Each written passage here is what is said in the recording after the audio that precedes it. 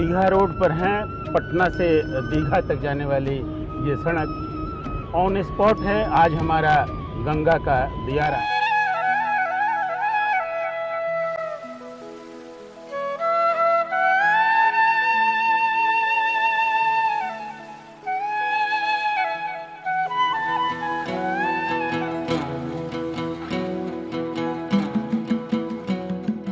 हम बंधक मौसम के हाथों, चाहे रो लें चाहे हंस लें, उसने बोया इसने काटा, कल मंडी में बिक जाएंगे, ऐसी पैदावार हो गए।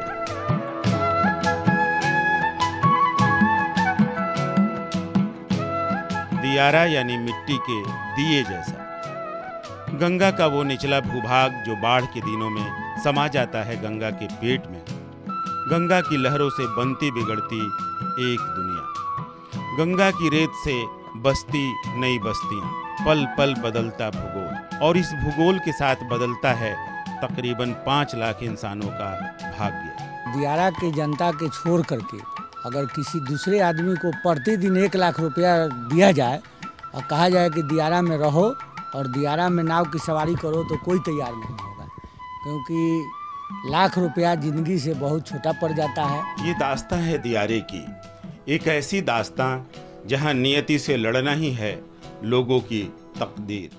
विनाश है। अभी तक जो रोड टूट गया है, इसलिए हम लोग के नाव इधर उधर पार कर जा रहा है। यहाँ अगर पुल बन जाता है तो हम लोग के इधर दियर का सब का विकास का काम होगा सर, और नहीं अगर बनता है तो सर हम लोग का विनाश है।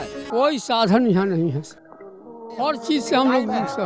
बम्पर फसल की उम्मीदें, शरणार्थी की तरह जीने की लाचार की, उफनती लहरों का उद्घोष।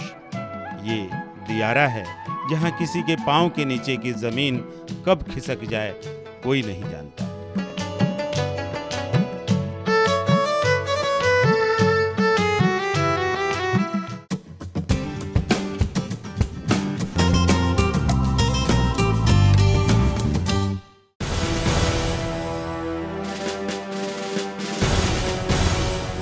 तुम वह नहीं जो बुज़दिलों की मौत यूं मरे, तुम वह नहीं जो जालिमों के जुल्म से डरे।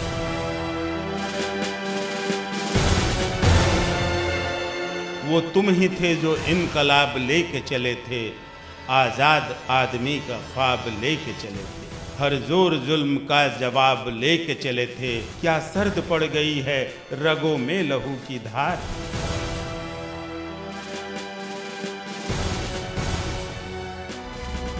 खुद की पहचान नहीं, नदी में कितना पानी, समंदर कितना गहरा, एक मोहल्ला नहीं, कांग्रेस का दस्तावेज है कदम कुआं।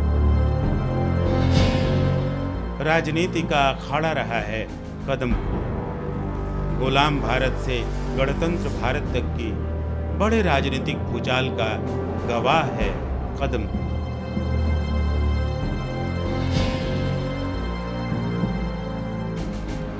क्या गजब की आपके नाम का चल रहा अखंड पाठ मरहबा। हो चले हैं आप देवता, रूप आपका विराट मरहबा। कदम कुआं की ही गली में रहने वाले कवि सत्यनारायण की ये पंक्तियां कदम कुआं की फैली राजनीतिक चादर में कई रंग भरती नजर आती। कदम कुआं की एक बड़ी जमात आज़ादी की लड़ाई में उतरी। ये सिर्फ मशहूर कांग्रेसी नेता ही नहीं थे, बल्कि बिहार में कांग्रेस पार्टी के ब्रेन ट्रस्ट भी कहे जाते थे। 1942 में जब भारत छोड़ो आंदोलन चरम पर पहुंचा, तो कहते हैं कि आंदोलन से पूरी तरह हिली हुई ब्रिटिश हुकूमत ने कदम कुआं को बम से उड़ा देने की सोच ली। लेकिन अंग्रेज चीफ सेक्रेटरी गॉडबोले ने तत्कालीन गवर्नर को ऐसा करने के लिए मना किया। 6 जून 1974 को लोकनायक जयप्रकाश नारायण ने कदम कुआं स्थित अपने निवास स्थान से संपूर्ण क्रांति की शुरुआत की। 42 में जो आंदोलन शुरू हुआ अंग्रेजों भारत छोड़ो, तो उसमें इन लोगों ने प्रमुख भूमिका निभाई। जयप्रकाश आंदोलन शुरू हो रहा था, जेपी मूवमेंट जिसको कहा गया, बाद में जो पहले छात्रों का आंदोलन था, जिला कांग्रेस के कार्यालय में मीटिंग की, छात्रों की मीटिंग की, आम लोगों के साथ मीटिंग की और काफ़ी एक्टिविटी करते थे हम लोग। स्वतंत्रता संग्राम की लड़ाई की बात की जाए या फिर आज़ाद भारत के नवनिर्माण की, कदम कुआं के गलियारों से निकले सितारे हमेशा भारतीय राजनीति के फलक को जगमगाते रहे। देश को आज़ादी मिली और एहसास हुआ कि देश में बड़े सामाजिक बदलाव की भी दरकार है। कदम कुआं की इस विरासत से यहाँ के युवाओं को भी हार मिली। 6 जून 1974 को लोकनायक जयप्रकाश नारायण ने कदम कुआं स्थित अपने निवास स्थान से संपूर्ण क्रांति की शुरुआत की। जेपी के आवास पर भी महिला चरखा समिति का वो आवास जो अब जेपी आवास के तौर पे जाना जाता था, जेपी बजाबते यहाँ अपने जीवन के अंतिम दिन भी गुजारे और इसी कदम कुआं के इसी जेपी आवास से संपूर्ण क्रांति का अलग भी उन्होंने जगाया।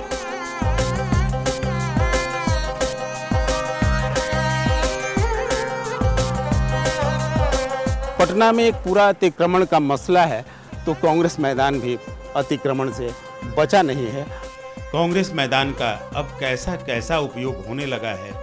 घूमने, टहलने, सूर्य नमस्कार करने, मॉर्निंग और इवनिंग वॉक करने के लिए, आराम फरमाने के लिए भी अच्छी जगह माना जाता है कांग्रेस मैदान। की दुर्दशा देख के हम लोग को बहुत ही तकलीफ हुई। जुल्म का चक्कर और तबाही कितने दिन।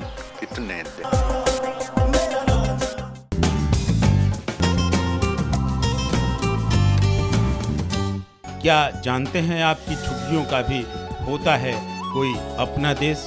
नवेंदु ऑन स्पॉट में आज हम चले हैं झुग्गियों के ऐसे ही देश में। पटना शहर।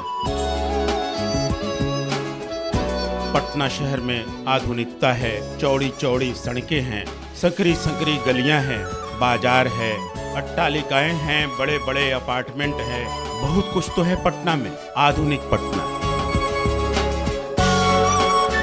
लेकिन क्या आपको ये पता है कि पटना में ही बसता है झुग्गियों का भी देश? एक से बढ़कर एक बड़ी झुग्गियों की बस्तियां, जिसे पढ़े लिखे समाज में कहा जाता है स्लम, यानी कि एक बड़ी आबादी बसती है इन झुग्गियों में। कई बड़े बड़े स्लम हैं जिन्हें जानते हैं हम कई नामों से। मुंबई का धारावी स्लम, वह झुग्गी बस्ती मुंबई की जिसे मिली अंतर्राष्ट्रीय पहचान। पटना में वैसे तो धारावी जैसे पहचान रखने वाली कोई झोपड़पट्टी नहीं, कोई झुग्गी बस्ती नहीं, लेकिन यारपुर का स्लम हो या फिर कंकड़बाग का स्लम या फिर यूं कहें तो हड़ताली मोड़ और रेलवे लाइन के किनारे किनारे बसा हुआ स्लम या फिर लोहानीपुर का स्लम।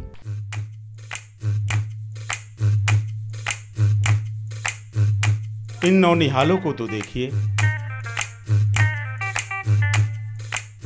जागृति फिल्म के मास्टर बने अभी भट्टाचार्य पर पिक्चराइज वह गाना हम लाए हैं तूफान से कश्ती निकाल के, इस देश को रखना मेरे बच्चों संभाल के। देश को रखना मेरे बच्चों संभाल के।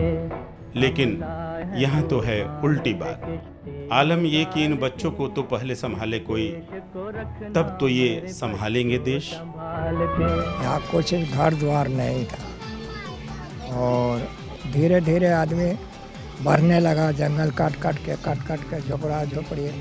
माना हम गरीब हैं, नसीब है खोटा, ऐसी तमाम लाइनें सुन सुन के लोग कहीं न कहीं उस गीत से खुद को जोड़ते हैं और हिम्मत पाते हैं कि चलो कोई बात नहीं, गरीब भी तो जिएगा इसी समाज में, इसी देश में, इसी धरती पर और इसी सूबे में।